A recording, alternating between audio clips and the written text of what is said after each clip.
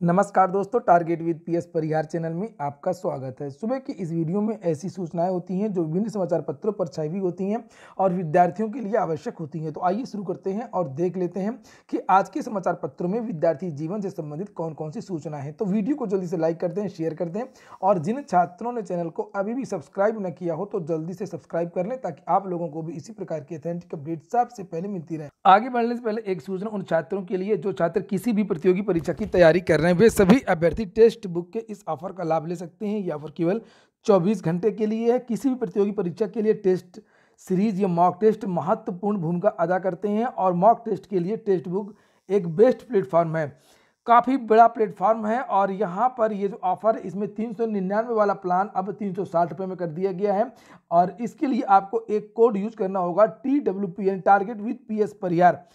इसमें आप लोगों को 580 से ज़्यादा भर्तियों के मॉक टेस्ट मिल जाएंगे। 46,000 से ज़्यादा मॉक टेस्ट एक साल के लिए फ्री हो जाएंगे 360 रुपये में।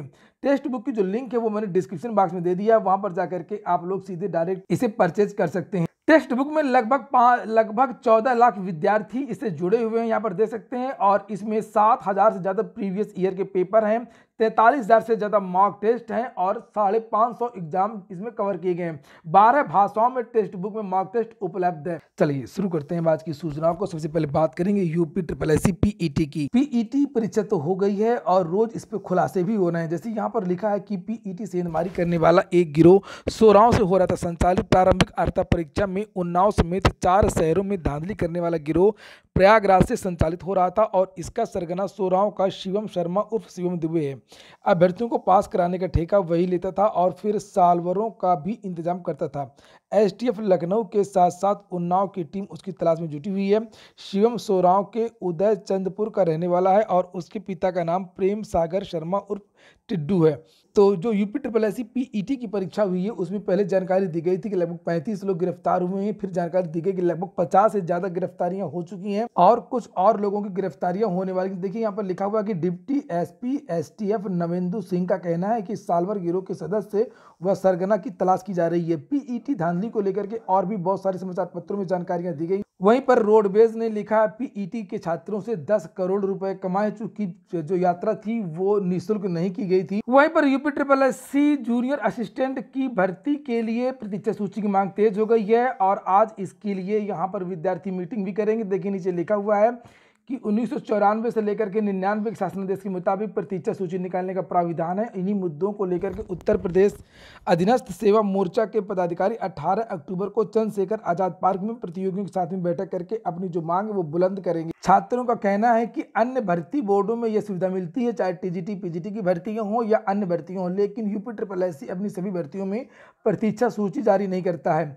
इसको लेकर के विद्यार्थी मीटिंग कर रहे हैं। विद्यार्थियों का यह कहना है कि कम से कम 25% अभ्यर्थियों की प्रतीक्षा सूची जारी की जानी चाहिए। अगली जो सूचना है वो उत्तर प्रदेश दरोगा भर्ती के छात्रों का मेडिकल चल रहा है और लगभग प्रत्येक जिले से ऐसी सूचनाएं आ रही हैं कि लगभग 25 से 30% जो छात्र हैं वो मेडिकल में अनफिट हो रहे हैं।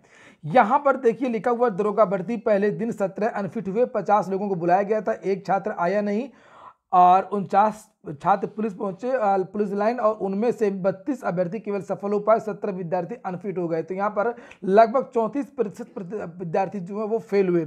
इसी तरीके से जो सूचना है वो अन्य जिलों से भी देखने को मिल रही है।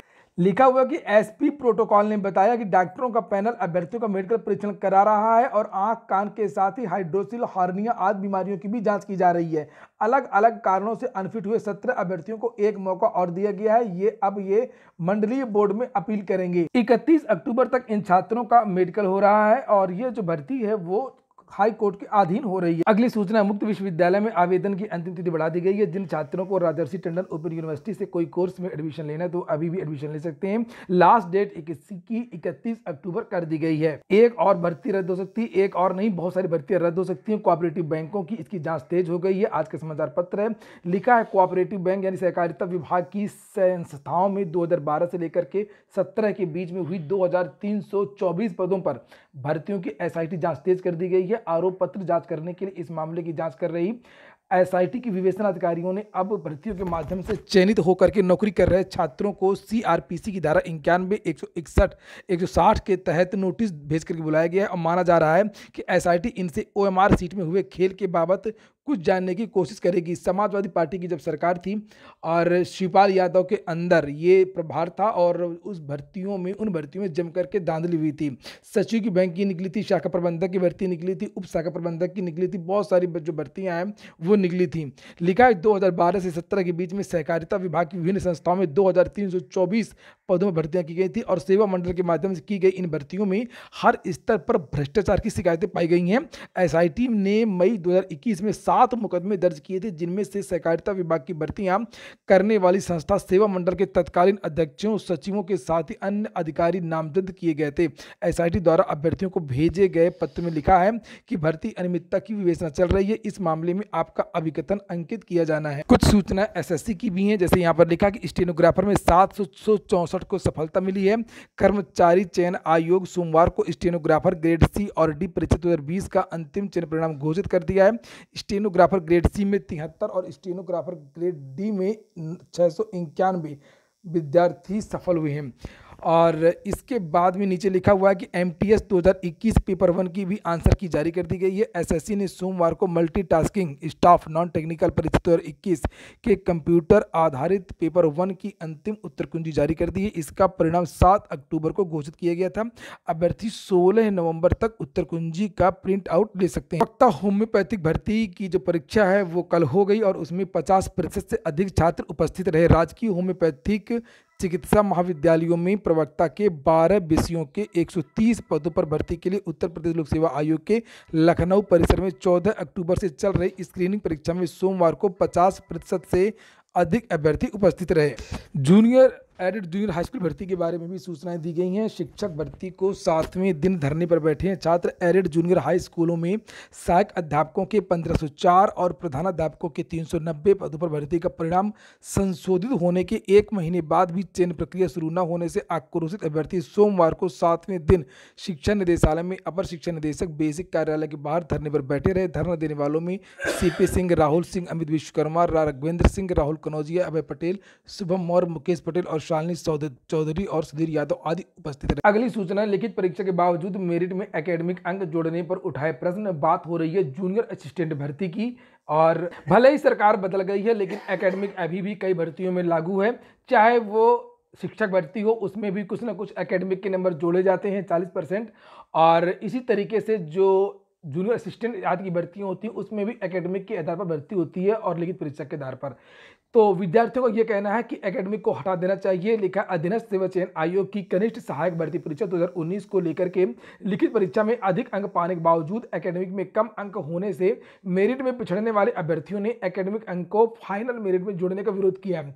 इसको लेकर के प्रतीक्षा सूची संघर्ष समिति के अध्यक्ष संजय कुमार यादव और अन्य की याचिका पर हाईकोर्ट सुनवाई भी कर रहा है। अभ्यर्थियों की मांग है कि जब लिखित परीक्षा कराई जा रही है तो उत्तर प्रदेश में एकेडमिक अंक को फाइनल मेरिट में नहीं जोड़ना चाहिए। संजय यादव के अनुसार इस भर्ती परीक्षा में 65 अंकों की लिखित परीक्षा के साथ में एकेडमिक मेरिट के 35 अंक निर्धारित हैं। इस भर्ती परीक्षा का परिणाम 3 अक्टूबर को जारी किया गया था। आप लोग क्या चाहते हैं, आप लोग कमेंट बॉक्स में अवश्य बताएं। लिखा हुआ है कि अधीनस्थ सेवा चयन आयोग ने कहा है कि इस विशेष अपील में भविष्य में रिट याचिकाओं में अंतिम निर्णय हाई कोर्ट द्वारा पारित होने वाले आदेश के अधीन होगा। इधर इस मुद्दे को लेकर के प्रतियोगी छात्र जल्द ही बैठक करके नई रणनीति तय करेंगे। इसके बाद अंतिम सूचना है, केंद्र ने रिक्त पदों की जानकारी मांगी है। बेरोजगारी पर लगाम लगाने की कवायद तेज कर दी गई है। सार्वजनिक उपक्रमों यानी जितने भी सरकारी संस्थान है वहां पर पदों को भरने की तैयारी है और बहुत सारे विभागों ने भर्तियां शुरू भी कर दी हैं। चूंकि प्रधानमंत्री नरेंद्र मोदी ने कहा था कि मिशन मोड में 1.5 साल तक लगातार भर्ती की जाएंगी। दिसंबर 2023 तक लगभग 10 लाख लोगों को सरकारी नौकरियां दी जाएंगी। उसी क्रम में एसबीआई ने तो भर्ती का विज्ञापन भी जारी कर दिया है। लिखा है वित्त मंत्रालय ने पिछले महीने इस संस्था में रोजगार की स्थिति और उसकी मासिक भर्ती योजना की समीक्षा करने के लिए बैंकों और वित्तीय संस्थानों के प्रमुखों के साथ में एक बैठक की थी। सार्वजनिक क्षेत्र के कई बैंकों ने भर्ती की प्रक्रिया शुरू कर दी है। देश के सबसे बड़े बैंक एसबीआई ने हाल ही में 1673 प्रशिक्षु अधिकारियों यानी पीओ की भर्ती के लिए विज्ञापन जारी किया है और सार्वजनिक क्षेत्र के बैंकों के कर्मचारियों की संख्या वित्त वर्ष 2012-13 में 8,86,000 पर पहुंच गई थी, लेकिन 2020-21 में ये संख्या घट करके 7,80,000 रह गई है। तो यहाँ पर भी जो बहुत सारे जो पद हैं वो रिक्त हैं। वहीं पर अन्य विभागों में भी भर्तियां देखने को मिलेंगी, चूंकि यहाँ पर लिखा हुआ है कि एक वरिष्ठ अधिकारी ने बताया कि सरकार ने प्रवेश स्तर के साथ साथ वरिष्ठ स्तर पर भी खाली पड़ी रिक्तियों के संबंध में उपक्रमों से जानकारी मांगी और सरकार की तरफ से यह कदम दरअसल विपक्षी दलों की तरफ से देश में बढ़ती बेरोजगारी पर जताए जा रहे हैं। बेरोजगारी एक बड़ा मुद्दा बन गया है और पिछले कुछ दिनों से लगातार बहुत सारी जो विपक्ष की पार्टियां हैं वो इसको लेकर के केंद्र सरकार पर निशाना भी साध रही हैं। बात भी सही है, पूरे देश भर में बहुत सारे पद, लाखों करोड़ों पद रिक्त पड़े हुए हैं। लिखा है पब्लिक सेक्टर यूनिट यानी पीएसयू अधिकारी ने कहा है कि इस साल दिसंबर तक चिन्हित की जाने वाली प्रवेश स्तर की रिक्तियों को अगले साल अगस्त सितंबर तक भरे जाने का प्रस्ताव रखा गया है कि अगले साल अगस्त सितंबर तक ये सारी जो भर्तियां वो कंप्लीट हो जाएंगी। उन्होंने कहा कि सरकारी संस्थानों में रिक्त पदों को भरने में समय भी लगता है, एक प्रोसेस होता है, यानी कि आने वाले समय में आप लोगों को छोटे से लेकर के बड़े पद तक बड़ी भर्तियां भी देखने को मिल सकती हैं। यहां पर लिखा है कि मानव संसाधन, वित्तीय, प्रशासन, लेखा, स्थायी कैडर एवं संविदा पर भर्ती के लिए विशेष अभियान चलाया जाएगा। विभाग के एमडी को जरूरत के अनुसार संविदा पर सीधे भर्ती करने के अधिकार भी दिए जाएंगे और इनमें बड़ी संख्या में मल्टी टास्क फोर्स की भर्तियां भी, एमटीएस की भर्तियां भी की जाएंगी। तो ठीक है दोस्तों, ये हो गया आज का वीडियो। अगर आपको अच्छा लगा हो, आपके काम का हो तो लाइक अवश्य कर दें। पूरा वीडियो सुनने के लिए बहुत बहुत धन्यवाद।